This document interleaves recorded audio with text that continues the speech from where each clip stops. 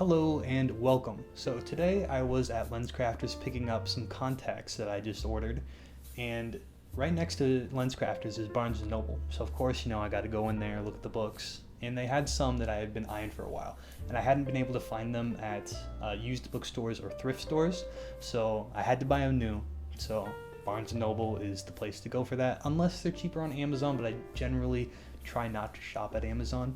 But anyway, all of these books are kind of in the same category of nonfiction, educational / philosophy.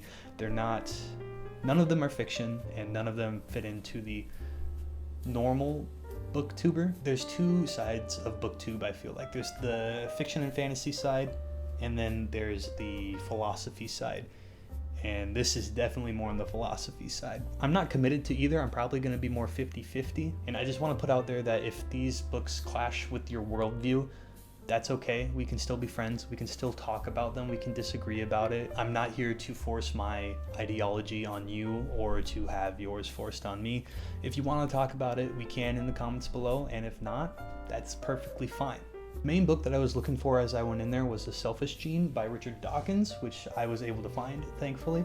I've been looking for this book for a while because it's really expensive on Amazon. So thankfully I was able to find it for a lot cheaper in Barnes & Noble. I'm currently about 3/4 of the way through this book, but as I've stated before, recently I less than legally obtained a lot of books because I had no other way to obtain them at the time.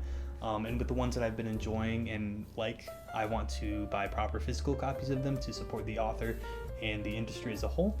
And this is one of them. Instead of reading the ebook that I've been reading, I'm gonna finish this one instead. This book has been really informative.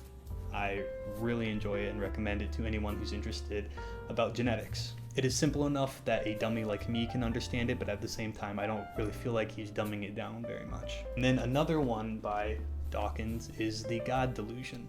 Like I said, I'm not here to force my opinions or my thoughts on anyone else. If you disagree with this kind of book, that's fine. The main reason I'm picking this up is because I've been thinking about anti-theism a lot, which is basically the belief that religion is evil and it poisons everything. And Richard Dawkins is one of the people who really made that belief a lot stronger in modern society. This book was kind of instrumental to that happening. I don't know exactly where I stand on that. At the same point, I think that religion is factually incorrect, but on the other hand, I think it's a little bit too much to just completely outright dismiss it and say that there's no good reason to believe in it whatsoever. I think that there are societal reasons that are, I don't want to say true, but can be compelling. The last book I picked up by Richard Dawkins was The Blind Watchmaker. This one's, again, it's just been on my list for a long time, and I want to support Richard Dawkins as an author because I've really appreciated and benefited from his work quite a bit. So looking forward to reading that one. Then we also have On the Origin of the Species by Charles Darwin. I feel like this is just a necessary read for anyone who's interested in the study of biology, as I am. I plan on majoring in it in a couple years when I'm able to finally go to school. And this version was actually really cheap. It was only $12 for this big of a book, so of course I had to buy it. Next up, we got something that's a little out of character for me, which is Why Vegan by Peter Singer. I'm not particularly compelled with the arguments that I've heard for animal rights, but I'm open to a good argument, and from what I've heard, Peter Singer is kind of the authority on this front. It's a really skinny book, but I don't know, maybe I'll be convinced. Maybe I'll become vegan. I don't think so, but I am open to it if he makes a compelling argument. And then again, going back to anti-theism, we have God Is Not Great by Christopher Hitchens.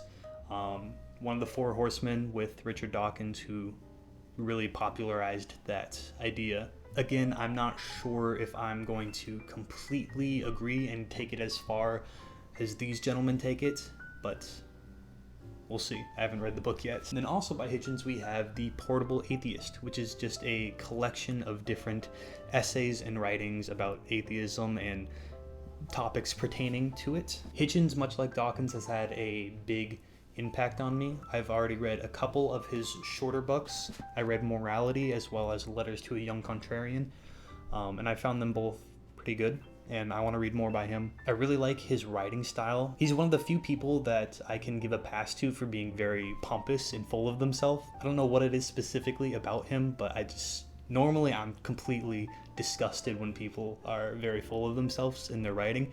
But with Hitchens, I don't know why exactly, but he gets a pass. And then lastly, we have Respectful Atheism. I had never seen this book before, I'd never heard about it, but again, I was thinking about anti-theism a lot recently, and this book kind of just sounds like it covers all of that, and I'm just trying to improve my discourse with some friends that I discuss this kind of thing with. We disagree pretty strongly, and I think that I've had too strong of a take. Like I said, I think that there are certain sociological arguments that can be compelling.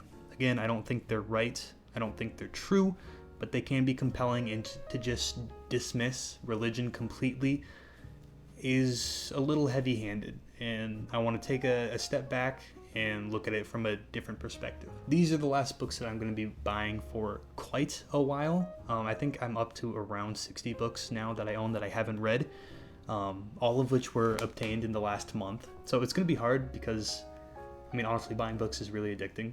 I'm not gonna lie.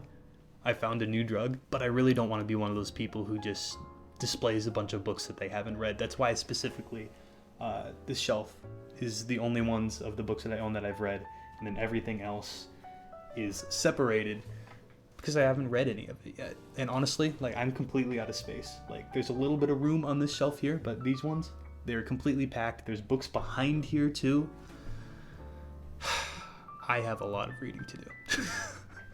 But that's good. That's good. I have so many books that I'm looking forward to that I'm not worried about being in a reading slump anytime soon. I'm going to have a constant chain of banger after banger to look forward to. If you made it this far in the video, thank you so much for watching. I really appreciate it. If you want to do algorithm things, you can go ahead and do that. But if not, no pressure. If you have any criticism or suggestions, I'm completely open to it. I'm here to serve the masses. So thank you for watching, and I hope to see you again. Bye.